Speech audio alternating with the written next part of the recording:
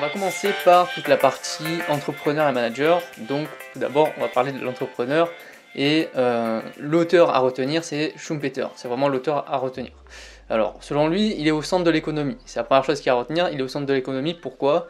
Parce qu'il va créer des opportunités, il va prendre des risques en innovant, justement avec l'innovation, il va avoir des idées, il va vouloir les mettre en place et du coup il va créer plein d'opportunités, de l'emploi, etc. Donc c'est pour ça que selon Schumpeter, il faut des entrepreneurs pour créer de l'emploi, pour créer de l'innovation.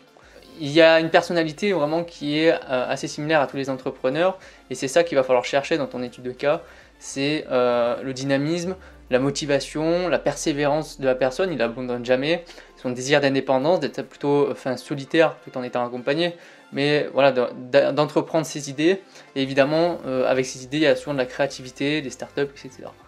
Donc ça c'est vraiment les caractéristiques à chercher pour un entrepreneur. Les étapes du projet entrepreneurial, donc il y a plusieurs étapes quand on va faire un projet d'entreprise. Donc voici toutes les 5 étapes. Donc la première étape c'est l'idée, il faut avoir une idée pour pouvoir développer cette idée. Donc elle peut être issue de plusieurs choses, ça peut être de l'expérience de l'entrepreneur, il a vécu tout un tas de choses, il a pu voir des choses et du coup il a par son expérience développé une idée.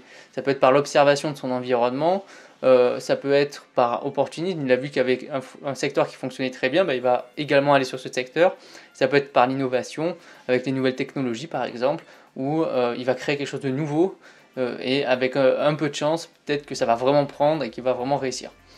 Deuxième étape, c'est l'étude de marché, donc il va falloir analyser l'offre, quels sont les concurrents, il va falloir analyser la demande, donc quels sont les clients, qu'est-ce qu'ils recherchent, quelles sont leurs habitudes de consommation, et évidemment faire une analyse de prix pour savoir si le produit qu'on proposera sera bien plutôt au niveau du prix moyen, en dessous ou au-dessus.